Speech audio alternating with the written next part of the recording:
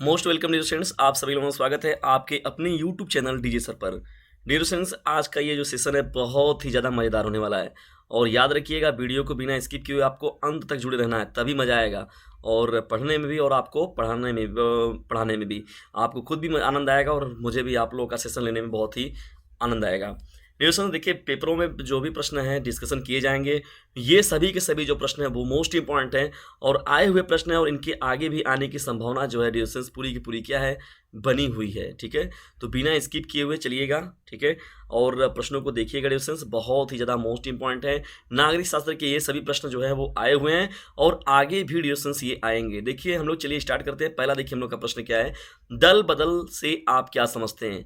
देखिए dear students, यहाँ पर ये सेंटेंस जो लिखा गया है दल बदल, दल बदल का मतलब होता है डियर स्टूडेंट्स जो देखा जाए एक तरीके से ना दर बदलू टाइप में न, कब मतलब कब किधर प्रॉफिट मिले कब किधर लाभ मिले तो वो क्या हो जाए, वो बदल जाता है अपना, मतलब पार्टी क्या कर देता है, पक्ष बदल देता है।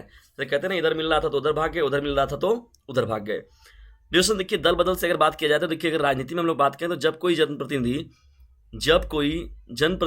किसी दल के चुनाव चिन्ह पर क्या होता है, चुनाव लड़े और जीत जाए तथा चुनाव जीतने के बाद वह उस दल को छोड़कर दूसरे दल में शामिल हो जाए तो उससे ही हम लोग क्या बोलते हैं, जैसे दल बदल। ये पार्टी या तो दल बदल की बात हम लोग कहते हैं। ठीक है ना, कि वो जीता तो उस पार्टी से था। कभी कभी देखते हैं कोई निर्दलीय होता है लेकिन वो क्या करता है, किसी अन्य पार्टी में जाके उसमें ज्वाइन हो जाता है। तो डिस्टेंस उससे ही हम लोग बोलते हैं हम दल बदल पार्टी या दल बदल कानून की बात होती है यहाँ पर। दल बदल से आप क्या समझते हो, तो दल बदल सीधा अगर पूछता है तो आपका यदि इतना मैटर आप लिख देते हैं डिस्टेंस तो वो पूरा का पूरा आपके लिए पर्याप्त रहेगा। ठीक है ना, तो ये पहला प्रश्न है आप लोगों का और मोस्ट इंपॉर्टेंट है डिस्टेंस।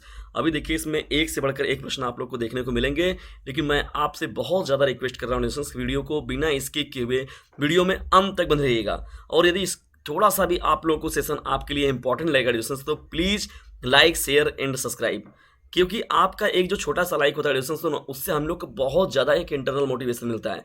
ठीक है, एक काम आप लोग को तो ये करना है। दूसरा क्या है, इसको यदि आप शेयर करते हैं तो और भी जो यूपी बोर्ड के एग्जामिनेशन के बच्चे हैं, दूर दराज के बच्चे हैं, देखिए उत्तराखंड से जो बच्चे हैं, एमपी के जो बच्चे हैं और उसके साथ ही साथ जो बिहार के बच्चे हैं, झारखंड के जो बच्चे हैं, उत्तराखंड के लिए भी बहुत ज़्यादा महत्वपूर्ण ये सेशन है। तो ये 3 4 5 राज्यों को कवर करने वाला है और एनसीईआरटी के बेस पर ये तैयार कराया जा रहा है और उसके साथ ही साथ हिंदी मीडियम के साथ साथ इंग्लिश मीडियम के बच्चों का भी काम इस चैनल पर बहुत बेहतर तरीके से कराया जाता है। तो चलिए आगे बढ़ते हैं हम लोग और देखते हैं दूसरे मोस्ट इंपॉर्टेंट प्रश्न को।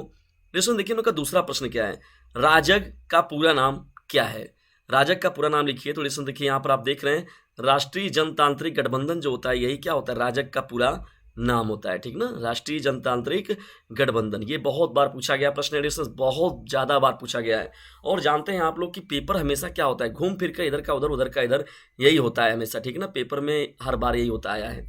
देखिए तीसरा प्रश्न आप लोग का क्या है, सोवियत राजनीतिक प्रणाली किस विचारधारा पर आधारित है। देखिए सोवियत अगर राजनीतिक प्रणाली के बारे में बात करें, देखिए समाजवादी की बात होती है और साम्यवादी की बात होती है। देखिए साम्यवादी ना, साम्यवादी विचारधारा की बात होती है। देखिए बहुत बार ये बहुविकल्पी में पूछा है और अति लघु उत्तरीय प्रश्नों में भी पूछा गया प्रश्न है।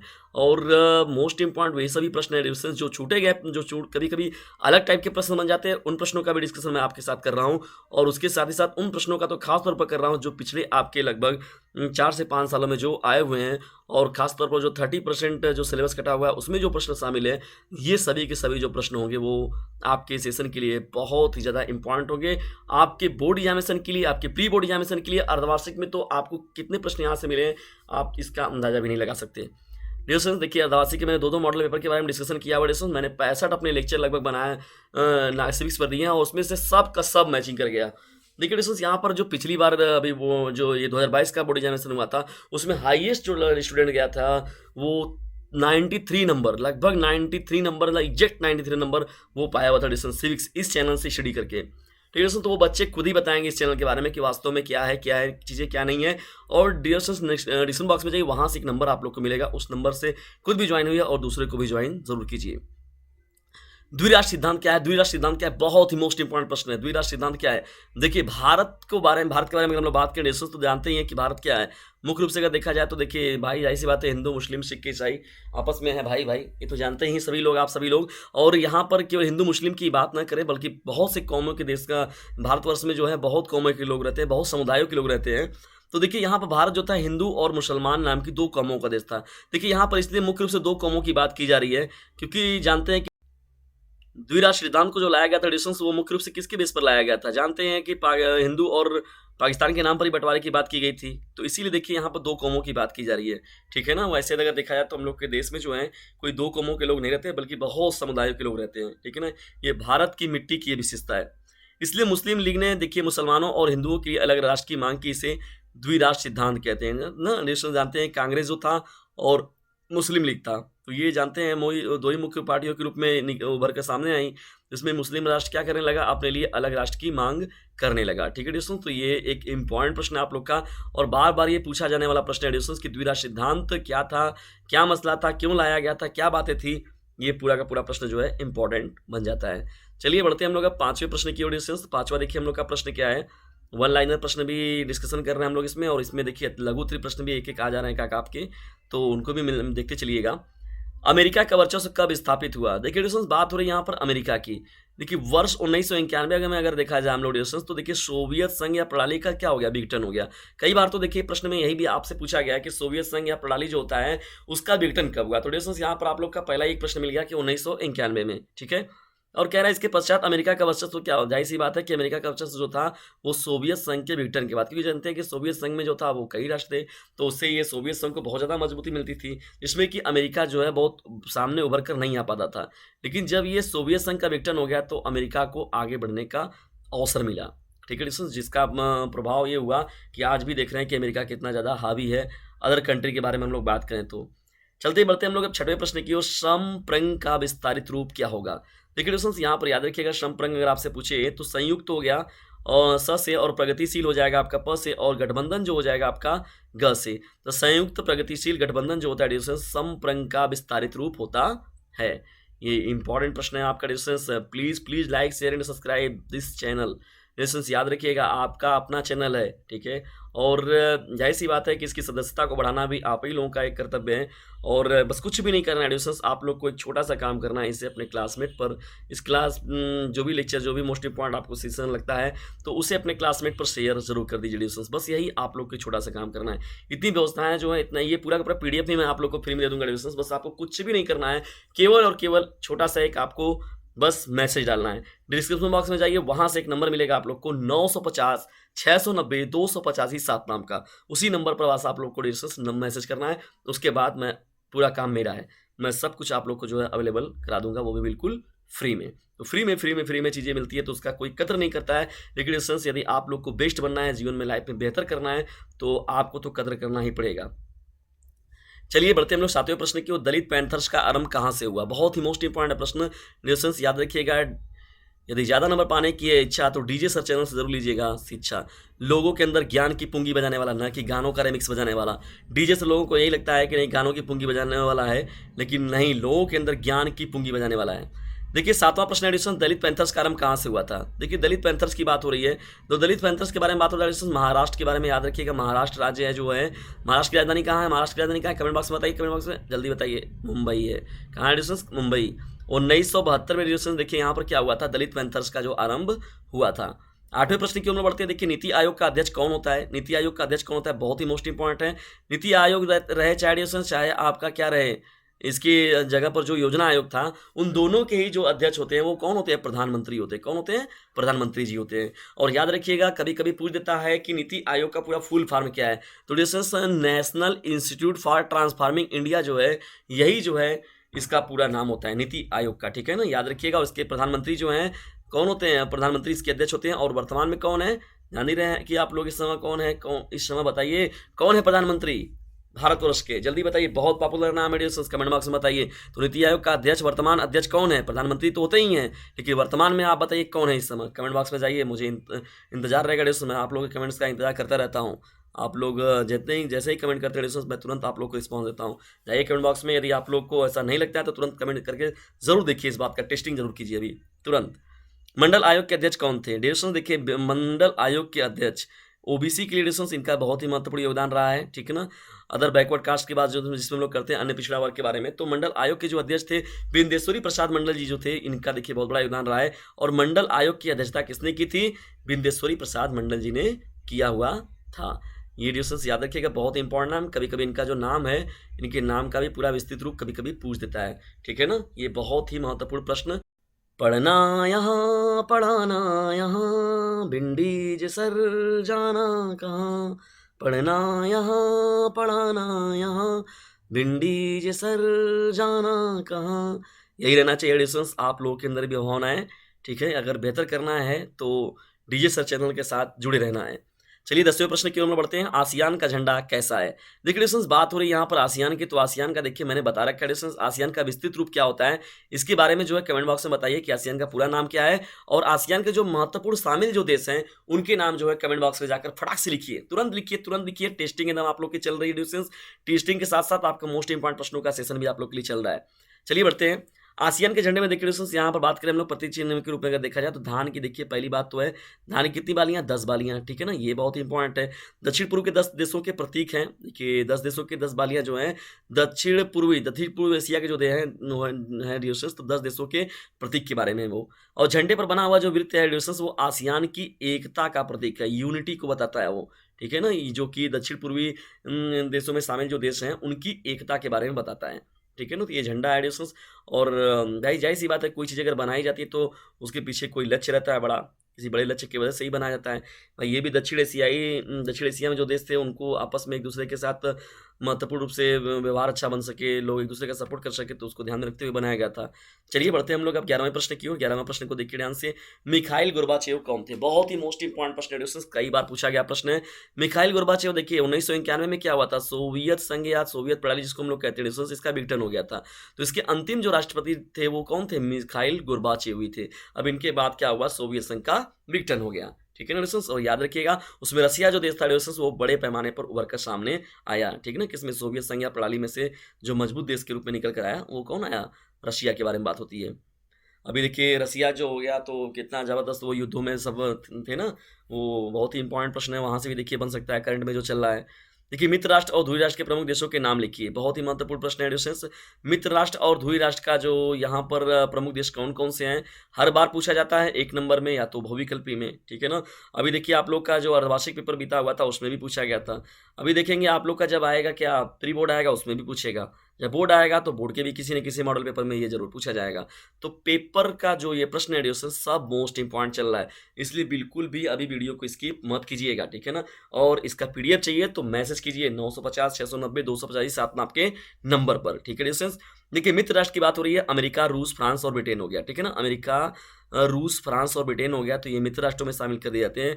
और जर्मनी हो गया, इटली हो गया और जापान हो गया। जापान देखिए डिस्टेंस देखने में छोटा था देश, लेकिन बहुत अपने आप में ये लगाने वाला देश था डिस्टेंस। यहाँ पर अगर हिरोशिमा और नागासाकी पर 6 अगस्त और 9 अगस्त को परमाणु बम न गिराया गया होता ना 1945 में, ये तो समझ लीजिए तबाही मचा देता एकदम जापान। और जर्मनी भी जानते हैं कितना खतरनाक है, और इटली भी था, और इधर से अमेरिका, रूस, फ्रांस और ब्रिटेन तो था ही। बाद में देखिए यहाँ पर जो परमाणु बम गिराया गया तो अमेरिका रूस के बीच में तनाव पैदा हुआ ना, कि भैया इतनी बड़ी चीज़ की टेक्नोलॉजी को लोग जान रहे हैं और हमको बताया ही नहीं। तो ये भी बात का कारण बन गया जो अमेरिका और रूस में बना। तो आज भी देखिए वो तनाव कहीं ना कहीं से कारण बना हुआ है, ठीक है ना। लोग मानते हैं कि तीसरा जो विश्व युद्ध होगा उसमें एक पक्ष में रूस होगा तो एक पक्ष में कौन होगा? अमेरिका होगा। चलिए डिस्टेंस, कौन किस में रहेगा भाई, जाहिर सी बात है, इतना ज़्यादा पैसों का नुकसान हुआ, इतने ज़्यादा लोगों का जब संहार हुआ, तो ये ना ही हो तो बेहतर है। क्योंकि किसी भी प्रश्नों का जो सॉल्यूशन होता है वो युद्ध नहीं होता है, शांति समझौता ही हो तो वही बेहतर है। देखिए यहाँ पर पहला, अब फिर से मैं प्रश्न का के सीरीज के बारे में बात कर रहा हूँ लिसनर्स। देखिए जो प्रश्नों की सीरीज को मैंने अभी तो आप लोगों के साथ डिस्कशन किया, तो देख लीजिए उन प्रश्नों को। चलिए दिखाता हूँ मैं आप लोगों को खुद एक बार कि कौन से वो प्रश्न थे, कितने हुए आपके। देखिए डिस्टेंस यहाँ पर जो प्रश्नों का आपका 12 प्रश्नों का जो डिस्कशन किया गया, अब यहाँ से इसका मतलब ये 13वां प्रश्न का सीरीज है डिस्टेंस। 13 प्रश्न का यहाँ से सीरीज आप लोग को स्टार्ट किया जा रहा है। और 1 सही रखिए, क्रम क्या मायने रखता है आप लोग के लिए, प्रश्न इंपॉर्टेंट है। देखिए यहाँ पर पहला देखिए प्रश्न क्या है, द्वितीय विश्व युद्ध के पश्चात विश्व की 2 महाशक्तियाँ कौन थी?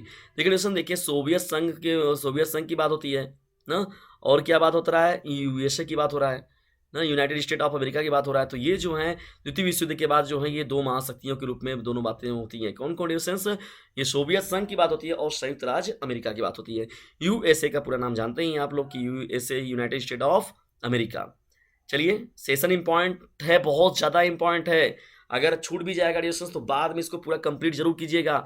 आधे घंटे 1 घंटे का कोई बहुत ज़्यादा समय नहीं होता है। आप लोग आधे घंटे 6-6 घंटे 5-5 घंटे को स्कूल में बिता देते हैं, 2-2 3-3 घंटे कोचिंग बिता देते हैं, लेकिन आप लोग को डिस्टेंस मोस्ट इंपॉर्टेंट प्रश्नों की सीरीज का जो कंटेंट है वो नहीं मिल पाता है।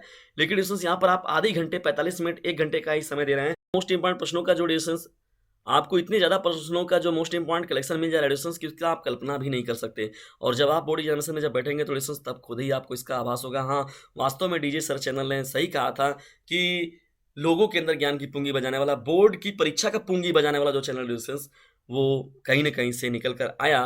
कौन? DJ sir. चलिए बढ़ते हैं हम लोग दूसरे महत्वपूर्ण प्रश्न की ओर। जापान की हिरोशिमा और नागासाकी पर परमाणु बम कब गिराया गया? देखिए दोस्तों, मैंने अभी भी डिस्कशन किया था डिस्टेंस, ये बहुत ही महत्वपूर्ण प्रश्न है।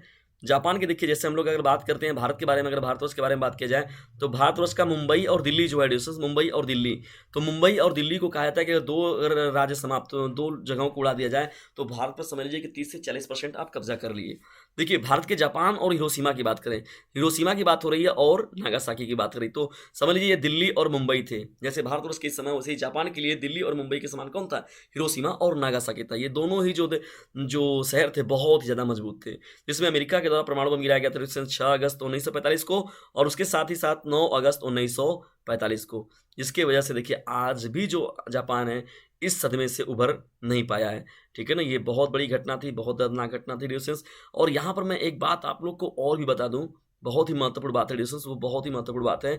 देखिए आप लोग को जो घड़ी मिलती है, घड़ी, तो घड़ी में देखते हैं जब भी घड़ी बंद रहता है तो उसमें हमेशा लिखा रहता है कि 10 बज के कितना है, 10 बज के 10 मिनट पर ही सुई रहता है। मतलब ये ऐसे ही आपको मिलता है हमेशा, जो कांटा वाली रहती है ऐसे ऐसे ही रहता है। जैसे सेकेंड वोकेंड का तो आपका कहीं पर भी रहेगा, लेकिन ये ऐसे ही रहता है। ये 10 पर रहता है और मिनट वाली सुई 2 पर रहता है।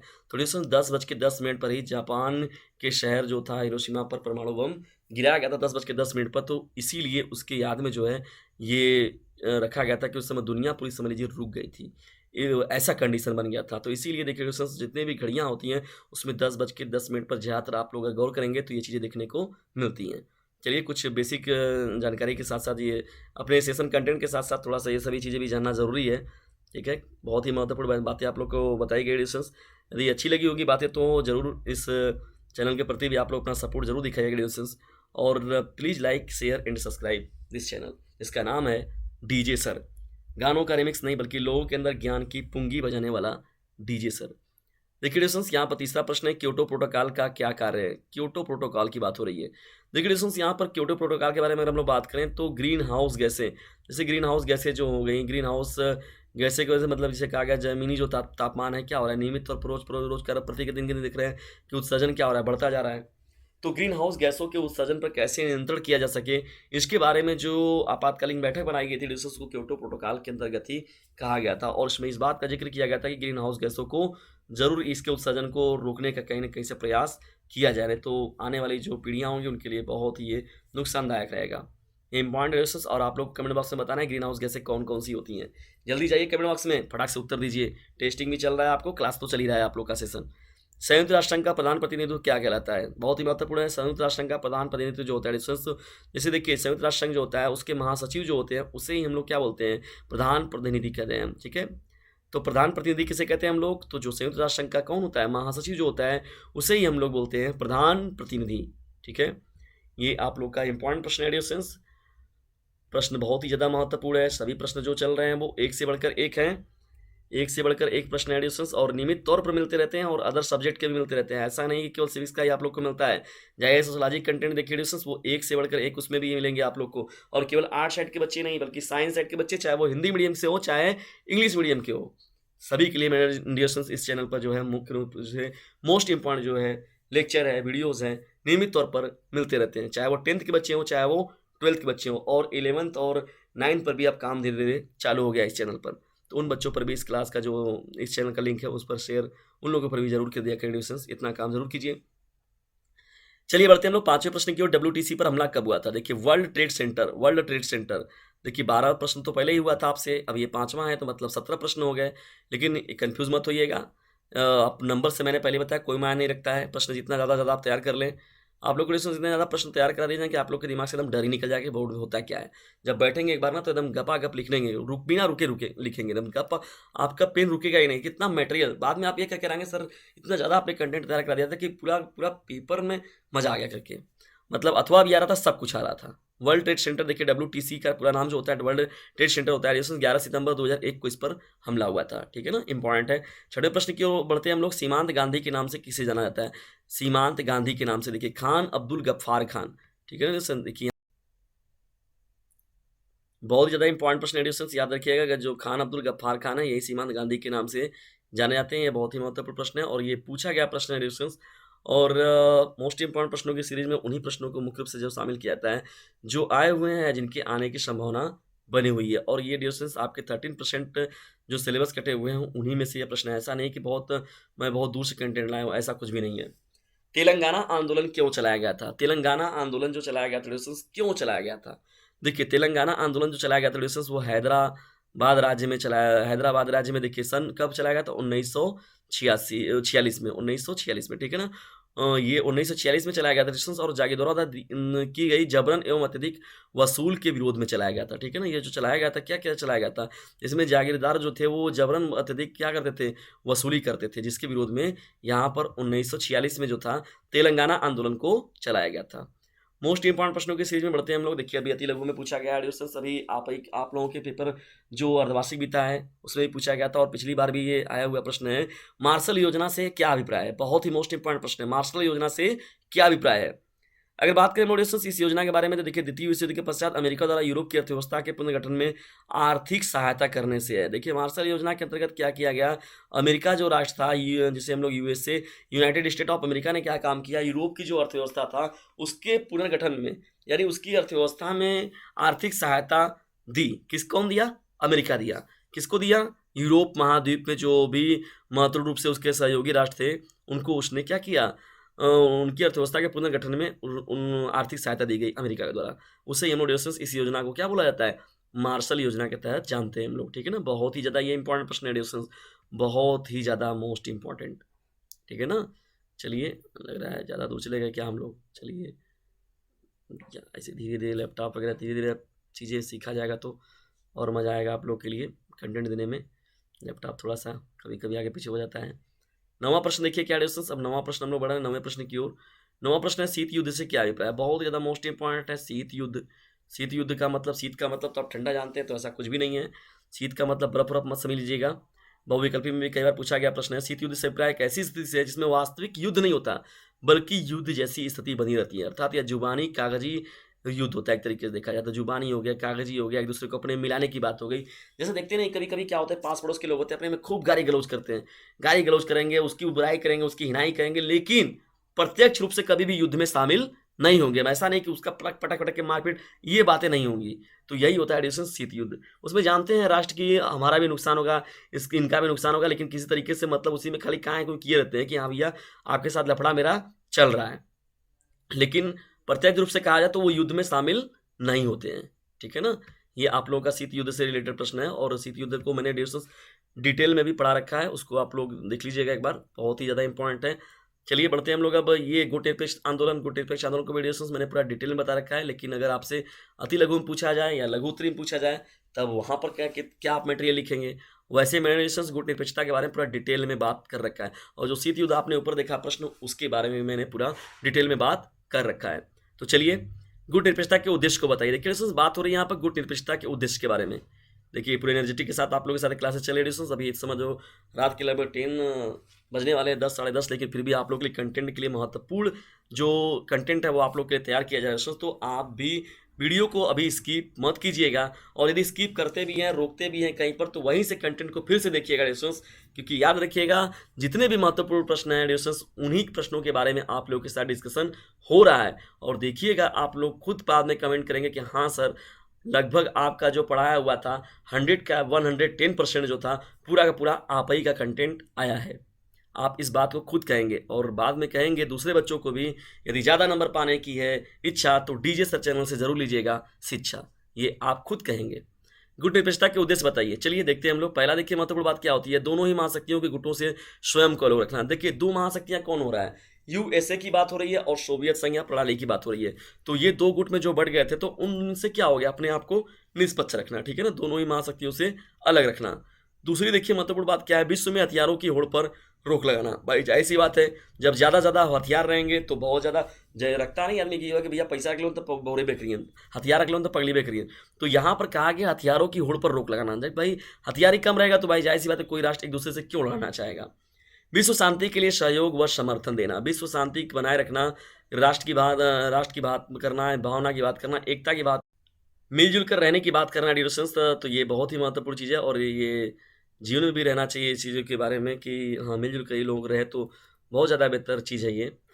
चलिए आगे बढ़ते हैं हम लोग, फटाफट से लाइक शेयर करते रहिए। चलिए डिस्टेंस आप लोग भी, विकास से क्या अभिप्राय, विकास से क्या तात्पर्य है। कंटेंट तो आप लोग को पसंद आता है डिस्टेंस, लेकिन आप लोग आदत में देख कर निकल जाते हैं लेकिन इसे शेयर नहीं करते। तो अभी शेयर कर दीजिए, थोड़ा सा लाइक वाला बटन जाके क्लिक कर दीजिए। विकास से क्या तात्पर्य है, बहुत ही इंपॉर्टेंट प्रश्न है, विकास से क्या तात्पर्य है। देखिए दोस्तों बात हो रही है विकास, विकास का। देखिए विकास जो अपने आप में कोई छोटा मोटा शब्द नहीं है, छोटा मोटा बात नहीं है, बहुत बड़ी चीज़ है, बहुत व्यापक चीज़ है। देखिए इसमें क्या होता है जैसे सामाजिक व्यवस्था की बात होती है, सामाजिक सामाजिक संरचना की बात होती है, ठीक है ना, संस्थाओं के बारे में बात होती है, सेवाओं की बढ़ती क्षमता जो संसाधनों का उपयोग इस प्रकार से कर सके ताकि जीवन स्तर में अनुकूल परिवर्तन।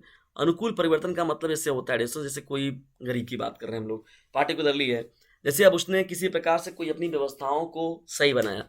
जैसे पता चला कि उनके घर में, अब पता चला 2000 5000 10,000 आ रहा था, बाद में उनके घर में 50,000 आने लगा, 1 लाख रुपए मंथली आने लगा। तो जाहिर सी बात है उनकी जो सामाजिक व्यवस्था होगी, सामाजिक जो उनकी संरचना होगी, जो उनकी क्षमता होगी, जो संसाधन उनके पास होंगे, उनमें जाहिर सी बात है अनुकूल रूप से परिवर्तन देखने को मिलेगा। अनुकूल रूप से परिवर्तन देखने का मतलब कि उनकी कुछ व्यवस्थाएं जो होंगी वो चेंज होंगी। नहीं कहते हैं लोग कि अरे भैया वो पहले 20 रुपये वाला चावल खाता ना, अब तो खइबे ना करना, अब तो उनके 80 रुपये वाला किलो चावल। तो ये कहने का मतलब क्या है कि उनकी जो व्यवस्थाएं थी, जो उनका रूटीन था, उसमें क्या हो गया, बदलाव देखा गया, परिवर्तन देखा गया उसमें। तो अनुकूल परिवर्तन देखा गया और वो ये एक दो चीजों में नहीं देखा, पूरा व्यापक तौर पर देखा जाता है ये। तो उसे ही कहा जाता है विकास, ठीक है ना। विकास पहले ही बताया गया, सबका साथ विकास, सबका साथ सबका विकास। देखिए इसी मॉडल पर काम कर रहे हैं ना कुछ अपने जगहों पर, अपनी जगहों पर सबका साथ सबका विकास हो रहा है, नहीं हो रहा है, लेकिन भैया वर्ड तो है, वर्ड में दम है, दम है तो चीज़ें चल रही हैं। चलिए दूसरे महत्वपूर्ण प्रश्न की ओर में बढ़ते हैं, ज़्यादा राजनीति और न जाए तो ही बेहतर है, लेकिन हम लोग का विषय भी जान ही रहे हैं, नागरिक शास्त्र इसका नाम है, सिविक्स नाम है, पॉलिटिकल साइंस राजनीतिक शास्त्र है, तो थोड़ी बहुत तो उसकी भी जानकारी आप लोग को रखनी ही चाहिए। देखिए चकबंदी से क्या अभिप्राय है, बहुत ही मोस्ट इंपॉर्टेंट प्रश्न एडिशंस। चकबंदी, चकबंदी क्या होता है, चकबंदी किसे कहते हैं, बड़ा आप लोग ध्यान से सुनते हैं इसमें कि चकबंदी नेपाल का फॉर्म आया है। तो चकबंदी होता क्या है, देखिए दोस्तों अगर बात किया जाए चकबंदी के बारे में, तो चकबंदी एक विधि है, एक मेथड है। कैसा मेथड है, जिसके द्वारा क्या होता है, व्यक्तिगत खेती को टुकड़ों में विभक्त होने से रोका जाता है। भाई जाहिर सी बात है, जो थोड़ा सा खेत उनका वहाँ है, थोड़ा सा उनका वहाँ है, कोई पता चला आधा किलोमीटर पर है, कोई 500 मीटर पर को है, कोई 150 मीटर पर है, 200 मीटर पर है, तो खेती के टुकड़ों को विभक्त होने से रोका जाता है तथा किसी ग्राम की समस्त भूमि को और कृषकों के बिखरे हुए भूमि खंडों को एक अलग क्षेत्र में व्यवस्थित किया जाता है। मतलब उनको जो टुकड़े में अलग अलग था, अब उनका क्या किया, एक जोतबई बनाया गया, एक ऐसी व्यवस्था बनाया गया कि उनको खेत जो है एक जगह इकट्ठा दे दिया जाए और दूसरे लोगों का जो है उनका इकट्ठा दे दिया जाए। तो जो थोड़े थोड़े लोग कर रहे थे, बिखरे हुए जमीन को कर रहे थे लोग, अब वो एक साथ जब करेंगे तो उनको भी समझ में आएगा खेती, भाई कृषि। तो उसी व्यवस्था के रूल को सुचारू रूप से चलाने के लिए या सुधार जो किया गया उसे ही जो कहा गया चकबंदी, ठीक है ना। ये इंपॉर्टेंट पॉइंट है आप लोग का और एग्जाम के दृष्टिकोण से भी है, और जब आप चकबंदी नेपाल में जाएंगे तो इतनी जानकारी तो आप लोग को बेसिक रहनी भी चाहिए। चलिए आगे बढ़ते हैं हम लोग। चलिए तीसरा महत्वपूर्ण देखिए प्रश्न हम लोग का क्या है, तीसरा महत्वपूर्ण प्रश्न, नियोजित विकास से आप क्या समझते हैं। देखिए नियोजित विकास से आप क्या समझते हैं, बहुत ही ज़्यादा मोस्ट इंपॉर्टेंट प्रश्न है नियोजित विकास। देखिए इसमें वर्तमान परिस्थितियों को ध्यान में रखकर किसी लक्ष्य की प्राप्ति के लिए भविष्य की रूपरेखा तैयार करने का जो विचार होता है उसे ही नियोजित विकास कहते हैं। नियोजित विकास, वर्तमान परिस्थितियों को ध्यान में रखकर लक्ष्य की प्राप्ति के लिए भविष्य की रूपरेखा तैयार करना। याद रखिएगा वर्तमान परिस्थितियों को, मतलब इस समय क्या सिचुएशन है इसके बारे में ध्यान में रखते हुए भविष्य की रूपरेखा तैयार करना। जैसे किसी भी चीज़ों का जो है, जैसे हम लोग को पता चला रोड चाहिए, रोड सड़क बना रहे हैं लोग, भाई पेड़ पौधे कट जा रहे हैं, तो लेकिन पेड़ों के किनारे रोड पर भी पेड़ लगाए जा रहे हैं। तो उससे क्या हो रहा है कि भाई जैसी बात है, पेड़ जब इतनी ज़्यादा समाप्त हो रहे हैं तो भविष्य में पेड़ तो मिलेंगे नहीं, तो अब जब तक लगाएंगे नहीं तो मिलेंगे कहाँ से, तो उनको भी ध्यान में रखना। तो भविष्य की रूपरेखा को आप ऐसे इस प्रकार से तैयार करिए कि वो एक दूसरे से क्या रहे, कोरिलेट रहें, किसी को कोई समस्या ना हो, व्यवस्थाएं सब पूरी सुचारू रूप से चलें। तो उन सभी चीज़ों पर जब पूरा बात होता है एडिशंस, तो उसे ही हम लोग बोलते हैं नियोजित विकास की बात होती है, ठीक है, चलिए आगे बढ़ते हैं हम लोग। कंटेंट हम लोग का भी जारी रहेगा डियर स्टूडेंट्स। देखिए चौथा हम लोग का प्रश्न क्या है यहाँ पर, पीसी महालनोबिस कौन थे? पीसी महालनोबिस कौन थे? बहुत ही ज़्यादा मोस्ट इंपॉर्टेंट है, प्रशांत चंद्र महालनोबिस। ये पूरा नाम देख लीजिए यहाँ पर, प्रशांत चंद्र महालनोबिस। ये देखिए पूछा भी गया आप लोग का अर्धवार्षिक में। ये सब प्रश्न कुछ ऐसे आ जाते हैं जो कि रहते हैं एकदम न्यू टाइप में प्रश्न, और कभी अचानक दी जाते हैं हम लोग को एग्जाम में, जो हम लोग को परेशान कर देते हैं। तो ये पूछा गया प्रश्न है डिस्कशन, तब मैं इस प्रश्न का आप लोग के साथ डिस्कशन कर रहा हूँ। देखिए इनके बारे में अगर हम लोग बात करें डिस्कशन, तो ये क्या थे, एक बहुत ही प्रसिद्ध जो थे भारतीय वैज्ञानिक और सांख्यिकीविद थे। कौन? पीसी महालनोबिस जो थे, ठीक है डिस्कशन। ये क्या थे? वैज्ञानिक थे और उसके साथ ही साथ सांख्यिकीविद थे। उन्हें देखिए द्वितीय पंचवर्षीय योजना के लिए अपने विचार कारण जाना जाता है। देखिए द्वितीय पंचवर्षीय योजना, प्रथम पंचवर्षीय योजना कब आई थी, ये पूछता है कभी कभी सन इसका, और कभी कभी अलग से भी पूछ देता है कि प्रथम पंचवर्षीय योजना के बारे में बताइए, द्वितीय पंचवर्षीय योजना के बारे में बात बताइए। जब द्वितीय पंचवर्षीय योजना के बारे में आप डिस्कशन करेंगे तो जाहिर सी बात है पीसी महालनोबिस का आपको थोड़ा बहुत परिचय तो देना ही पड़ेगा। जाना जाता है उन्होंने देखिए औद्योगिक उत्पादन के साथ ही बेरोजगारी को समाप्त करने में महत्वपूर्ण भूमिका निभाई है। और जानते हैं कि द्वितीय जो पंचवर्षीय योजना लाई गई थी उसमें मुख्य रूप से औद्योगिक उत्पादन पर जोर दिया गया था। मतलब कहा जाए तो एक तरीके से उद्योग पर विशेष रूप से जोर दिया गया था। तो जाहिर सी बात है कि यहाँ पर पीसी महालनोबिस जो थे, इनका नाम भी लेना स्वाभाविक रूप से उचित रहेगा। ठीक है ना, ये इंपॉर्टेंट प्रश्न है। और ये प्रश्न को, ये ऐसे प्रश्न हैं जो छुपे हुए रहते हैं लेकिन अचानक आपके पेपर में देखने को मिल जाते हैं, जिसमें आप लोग परेशान हो जाते हैं कि अरे ये तो नया प्रश्न आ गया था, इसको हम तो जान ही नहीं रहते। तो उस वैसे प्रश्नों को भी आज के सेशन में डिस्कशन किया जा रहा है। अभी यदि आप लोग थक गए हैं तो आप लोग बिल्कुल थोड़ा सा आराम करके फिर लेकिन देखिएगा, सेशन को पूरा देखिएगा। जेसी कुमारप्पा कौन थे? जेसी कुमारप्पा कौन थे? बहुत ही मोस्ट इंपॉर्टेंट। जेसी कुमारप्पा कौन थे? देखिए जेसी कुमारप्पा के बारे में हम लोग बात करें तो ये भारत के एक बहुत ही महत्वपूर्ण अर्थशास्त्री थे। कौन थे? एक बहुत ही महत्वपूर्ण अर्थशास्त्री। वह महात्मा गांधी के महत्वपूर्ण सहयोगी भी रहे। उन्होंने ग्राम विकास संबंधित आर्थिक सिद्धांतों पर महत्वपूर्ण कार्य किया। भाई जाहिर सी बात है, महात्मा गांधी के साथ जिसका नाम जुड़ जाए वो तो अपने आप में ही महान बन जाएगा। तो खुद भी एक योग्य व्यक्ति थे महात्मा गांधी जी, और उसके साथ ही साथ जुड़े हुए व्यक्ति जेसी कुमारप्पा। तो ये एक बहुत ही चर्चित नाम है डिस्टेंस।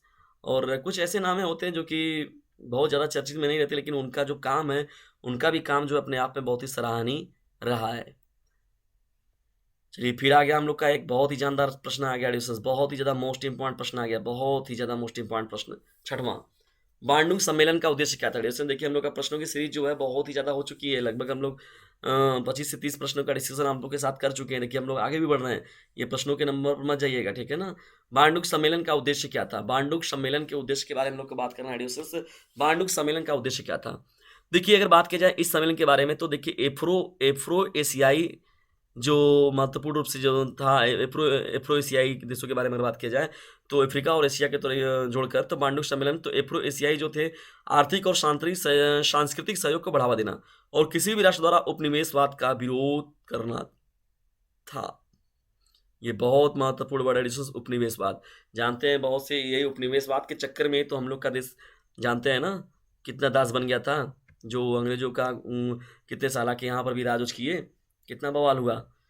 जब ये पहले क्या हुआ था, ईस्ट इंडिया कंपनी आई, ये आए ब्रिटिश आई, ये आए फ्रांसीसी आए, डच आए, पुर्तगाली आए, तो बिजनेस के लिए ही आए थे, उपनिवेशवाद ये करने के लिए ही। लेकिन बाद में यहाँ पर आए, जब यहाँ की व्यवस्था देखे, यहाँ का सिस्टम देखे, यहाँ की अमीरी देखे, तो सब यहीं पर धीरे धीरे डेरा डाल लिए।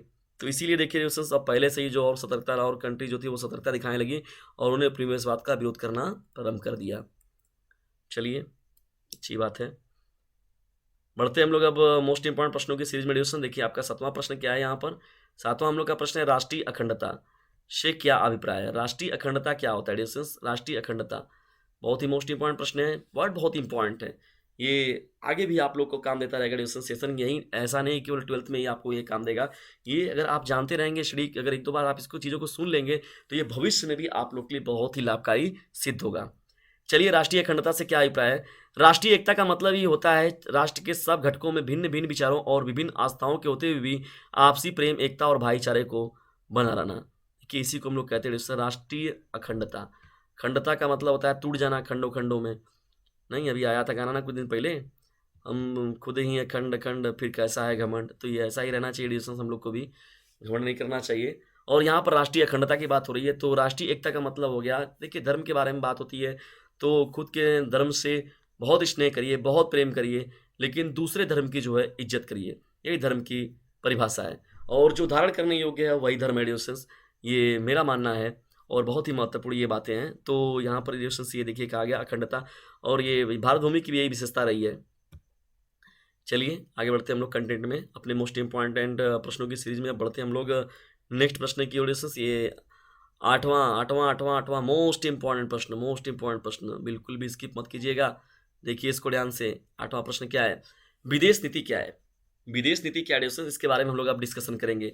देखिए विदेश नीति जो था, लाया गया था विदेशों के साथ जो है, कोई भी राष्ट्र है डिस्टेंस, तो उसका किसी राष्ट्र के दूसरे, भाई अंतर्राष्ट्रीय स्तर पर भी जैसे राज्य में देखते हैं कि एक राज्य से दूसरे राज्य में कुछ सामानों का जो है आदान प्रदान हो रहा है, बिजनेस वगैरह हो रहा है, तो वैसे ही एक देश का दूसरे देश के साथ, भाई जाहिर सी बात है किसी देशों के पास किसी चीज़ों की दिखता है तो किसी देश के पास किस चीज़ की ज़्यादा दिखता है ना। तो विदेश नीति के अंतर्गत इन्हीं बातों को किया गया, ठीक है ना। विदेश नीति में और भी महत्वपूर्ण जैसे यहाँ पर कुछ जो बातें की गई थी, तो देखिए किसी देश की विदेश नीति जिसे विदेशी संबंधों की नीति भी कहा जाता है, अपने राष्ट्रीय हितों की रक्षा करने के लिए और अंतर्राष्ट्रीय संबंधों के वातावरण में अपने लक्ष्यों को प्राप्त करने की एक नीति जो बनाई गई, विदेश नीति थी। देखिए इसमें पंडित जवाहरलाल नेहरू जो थे, जो हमारे देश के प्रथम प्रधानमंत्री थे, उन्होंने अपना महत्वपूर्ण इसमें योगदान दिया हुआ था, ठीक है ना, ताकि क्या हो, अंतर्राष्ट्रीय लेवल पर भी जो है हम लोग का देश है वो बहुत ही मजबूत बने, ठीक है। राष्ट्रीय हितों के लिए जो हमें काम करना होगा, जिन जिन चीज़ों को हमें दूसरों से मंगाना पड़ेगा अदर कंट्री से, तो हम उससे ज़रूर मंगाएंगे। और उसके साथ ही साथ अंतर्राष्ट्रीय संबंधों पर वातावरण के लक्ष्य को ध्यान में रखते हुए कि मतलब एक दूसरे राष्ट्र से बात व्यवहार बना रहे, तो ये भी बहुत ज़रूरी है। तो इन चीज़ों को ध्यान में रखते हुए डिस्टेंस देखिए विदेश नीति पर भी काम किया गया, ठीक है ना। ये ज़रूरी भी था भाई, किसी भी राष्ट्र के लिए विदेश नीति को भी रखना बहुत ही ज़रूरी है। चलिए आगे बढ़ते हैं हम लोग अब मोस्ट इंपॉर्टेंट प्रश्नों की सीरीज में। अब बढ़ते हैं हम लोग 9वें प्रश्न की ओर। देखिए 9वां भी हम लोग का जो प्रश्न है वो कई बार पूछा गया प्रश्न है और आगे भी पूछा जाएगा। राज्य पुनर्गठन आयोग क्या है? राज्य पुनर्गठन जो आयोग था उसके बारे में यहाँ पर बात करना है। देखिए राज्य पुनर्गठन आयोग जो था वर्ष 1953 में बनाया गया था, ठीक है ना। इसमें कहा गया था कि राज्यों का गठन जो होगा उस राज्य में बोली जाने वाली भाषा के आधार पर होनी चाहिए। देखिए भाषा के आधार पर बात हो रही है यहाँ पर, भाषा के आधार पर। तो भाषा के आधार पर जान ही रहे हैं, भाषा के आधार पर देश जब बात किया जाता है तो हैदराबाद की बात होती है, आंध्र प्रदेश का बात होता है। तो ये राज्य पुनर्गठन आयोग में जब भाषा के आधार पर पहली बार जो राज्य गठन किया गया था तो किया गया था वहाँ पर 1953 में ये डिस्टेंस देखिए बनाया गया था ना, राज्य पुनर्गठन आयोग, जो कि भाषा के आधार पर राज्यों का फिर से गठन करने का जो सुझाव दिया गया, बात किया गया, ये डिस्कशन किया गया, ठीक है ना। Most important distance, most important है ये सभी प्रश्न।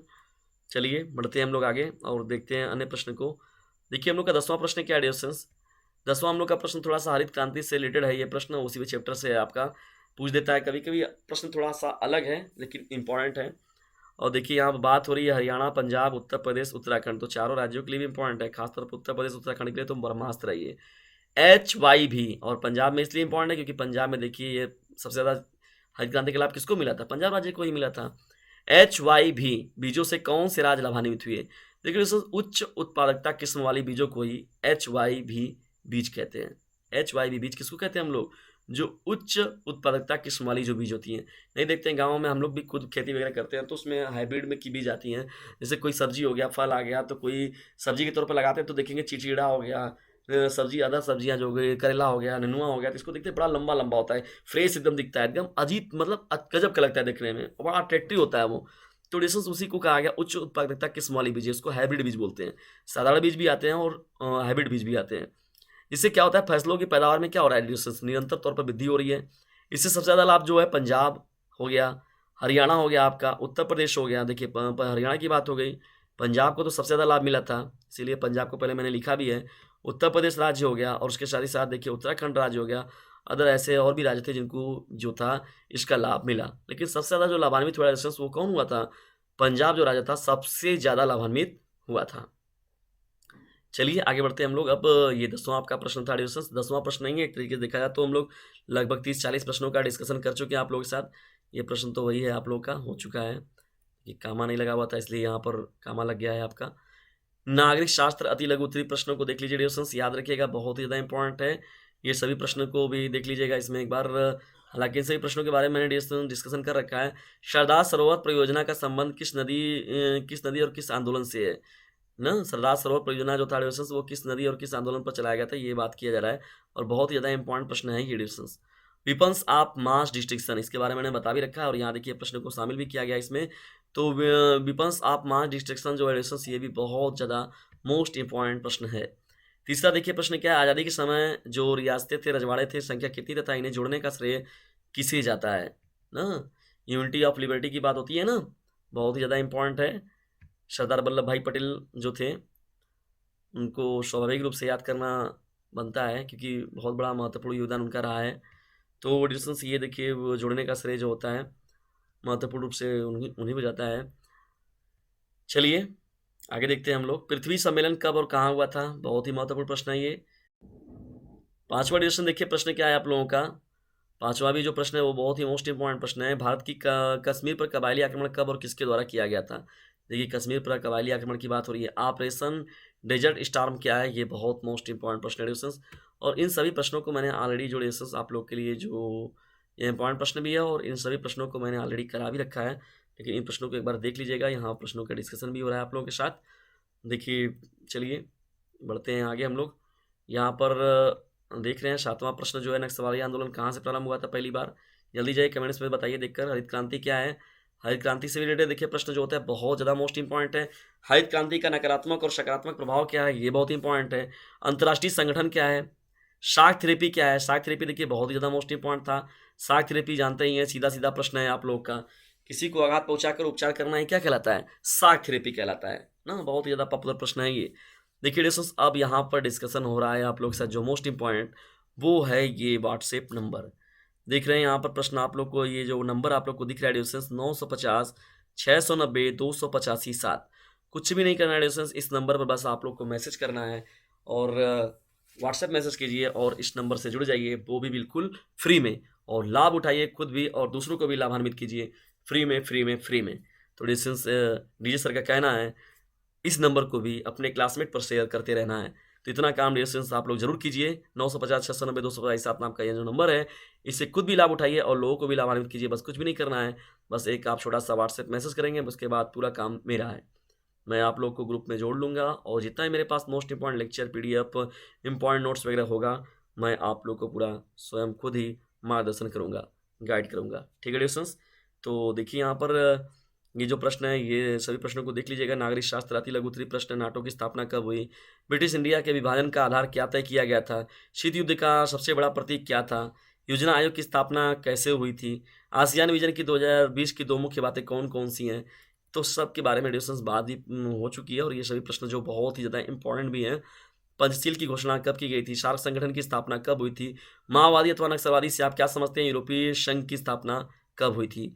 10वां प्रश्न दिया गया, सतत विकास से आप क्या समझते हैं, भारत और चीन के मध्य विवाद के 2 कारण बताइए, सुरक्षा की पारंपरिक अवधारणा क्या है, वैश्विक पर्यावरण की समस्या के 2 कारण लिखिए, ताड़ी विरोधी आंदोलन को महिला आंदोलन क्यों कहा गया ना। देखिए अब यहाँ से सेशन आप लोग का चालू होगा। फिर से आगे डिस्कशन, जो प्रश्नों का डिस्कशन मैंने आपसे अभी ऊपर किया, यहाँ पर ये सभी जो प्रश्न आप देख रहे हैं, तो इन्हीं सभी प्रश्नों का जो मैंने अभी ये देखिए ऊपर भी प्रश्न आप लोग को दिख रहा था ना, ये सभी के सभी प्रश्न जो थे, इन सभी प्रश्नों का अब जो है सॉल्यूशन जो मिलेगा आप लोग को, देखिए यहाँ से सेशन स्टार्ट होगा। ठीक है, ये सभी जो प्रश्न थे और इनका सॉल्यूशन डिस्कशन यहाँ पर देखिए चालू होगा आप लोगों के साथ। ठीक है, तो यहीं से मैं आप लोगों के सामने बात ही करूँगा अब यहाँ से जुड़कर फिर से। तो कंटेंट अभी हम लोग के पास डिस्कशन बहुत सारे हैं आप लोगों के लिए, लेकिन आप लोगों को भी थोड़ा सा एक काम करने की ज़रूरत है इस चैनल के लिए, जिसका नाम है डीजे सर, लोगों के अंदर ज्ञान की पुंगी बजाने वाला जो चैनल डिस्टेंस डीजे सर। तो ये पहला भाग हम लोग का आप लोग के लिए लगभग 80 पेज का हम लोग का ये पूरा का पूरा PDF का कंटेंट है, जिसमें कि लगभग हम लोग के जो है 31 महत्वपूर्ण अभी कंटेंट पर हम लोग पहुँचे हैं, 31वें पेज पर हैं और यहाँ पर हम लोग का टोटल जो ये पेज है कंटेंट है वो 80 पेजों का है। तो 80 पेजों में डिस्टेंस मैंने कितने महत्वपूर्ण प्रश्नों की सीरीज आप लोग के लिए तैयार की डिस्टेंस, आपने खुद ही देखा इसका, और इससे आपको कितना ज़्यादा लाभ मिलेगा डिस्टेंस ये आप खुद अच्छे से जानते हैं। तो एक काम आप ज़रूर कीजिए कि इसे जो है अपने क्लासमेट पर शेयर ज़रूर कीजिए, और जो नंबर मैंने यहाँ पर दे रखा था डिस्टेंस आप लोग के लिए, इस नंबर से खुद भी लाभ उठाइए और लोगों को भी लाभान्वित कीजिए। ठीक है, और एक काम ज़रूर करना है आप लोग को, इसे शेयर ज़रूर करना है। और डिस्टेंस देखिए जाड़े का समय अब आ रहा है, धीरे धीरे आप लोग स्टडी अपनी कम करेंगे, लेकिन डिस्टेंस स्टडी अपनी कीजिए। ठंडी लग रही है, थोड़ा सा घुस जाइए बिस्तर में ही, उसमें जाकर एयरफोन ले लीजिए, बाकायदे आपके पास एंड्रॉयड मोबाइल है ही, जाके कंटेंट जो है रात में 1 घंटे 2 घंटे का बना लीजिए कि नहीं, हाँ 2 घंटे 1 घंटे जो है मुझे डीजे सर चैनल से स्टडी ज़रूर करना है। तो डियर्स आप लोग का जो है जब आप एग्ज़ाम के लास्ट समय में आएँगे तो बिल्कुल भी घबराएँगे नहीं और आपको एक गज़ब का कॉन्फिडेंस मिलेगा। ठीक है डियर्स, तो गज़ब का कॉन्फिडेंस मिलेगा और गज़ब का आप पेपर अपना करके आएँगे एग्ज़ाम में। तो एक काम ज़रूर कीजिएगा डियर्स, मेरा इतना राय ज़रूर लीजिएगा कि ये जो नंबर है डियर्स इसके मैसेज करके इस पे करके इससे ज़रूर जुड़ जाइएगा और एक हेल्प ज़रूर कीजिएगा, जितने भी दूर-दराज के आपके फ्रेंड होंगे, उन पर इस नंबर का जो लिंक है, उसे शेयर भी ज़रूर कर दीजिएगा, ठीक है? अब कंटेंट को हम लोग यहीं पर रोकते हैं, अब यहाँ से हम लोग फिर आगे आप लोगों के साथ डिस्कशन करेंगे, क्योंकि अब हम लोग का जो लैपटॉप है, उसकी भी बैटरी धीरे-धीरे वो हो रही है और आप लोग का कंटेंट भी लगभग पूरा हो गया। अब दूसरे